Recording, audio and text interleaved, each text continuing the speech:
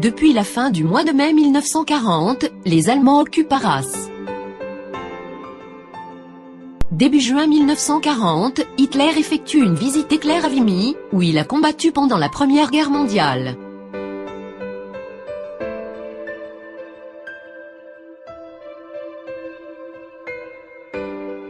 Nombreux seront aussi les soldats allemands, qui iront rendre hommage à leurs anciens combattants à Vimy.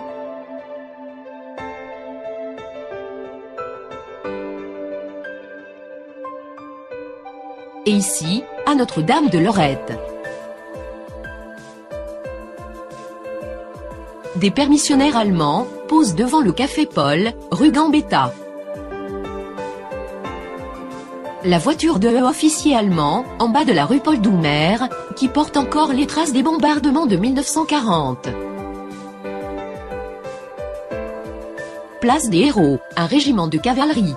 On aperçoit les barrières installées par les Allemands.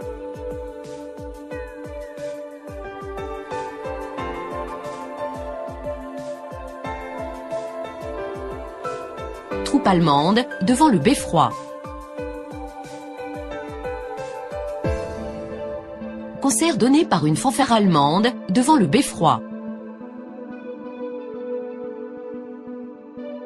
Une association nazie de bienfaisance distribue de la nourriture aux Ariégeois.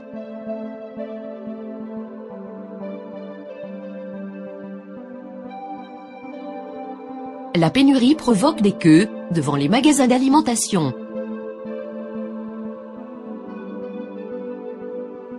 Soldats allemands devant la poste, rue Gambetta.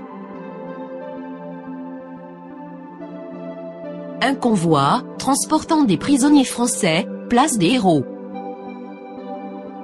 Un soldat allemand en patrouille dans une rue d'Achicourt, pendant l'hiver 1940. Inondation de 1942. Le transporteur, Monsieur Coupé, effectue le ramassage scolaire, avec son chariot de livraison. Au musée d'Arras, une exposition est organisée sur la vie des prisonniers français dans les stalags allemands.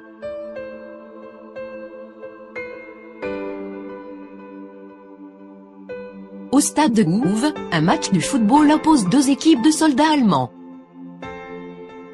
Voici l'unité 737 de la Gestapo, la police secrète allemande, dont le siège se situait au coin de la place de la préfecture et de la rue Baudimont.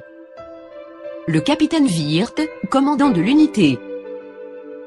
Affiche placardée à Arras, annonçant l'exécution de 3 résistants dans les fossés de la citadelle. Photo, prise en cachette, d'une exécution dans ces fossés.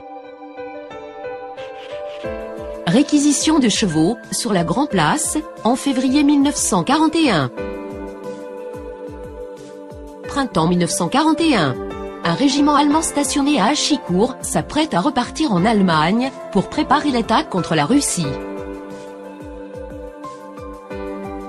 Partout fleurissent les panneaux allemands, ici sur le pont Leclerc, appelé à l'époque pont Ronville. Ou, comme ici, sur la Grand Place.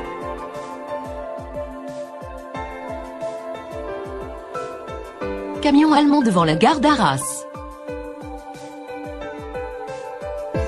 Place du Théâtre, le magasin La Maison Bleue, actuellement Chaussures et Rames, était le siège du STO, service du travail obligatoire. Les propriétaires, la famille Glaser, des commerçants juifs, ont été expropriés par les Allemands.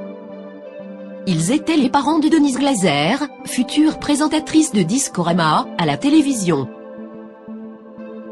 Rapport de police de début 1944, signalant un acte de terrorisme, une grenade lancée par des résistants, dans le café Le Central, place du Théâtre, actuelle boulangerie Patrick Armand.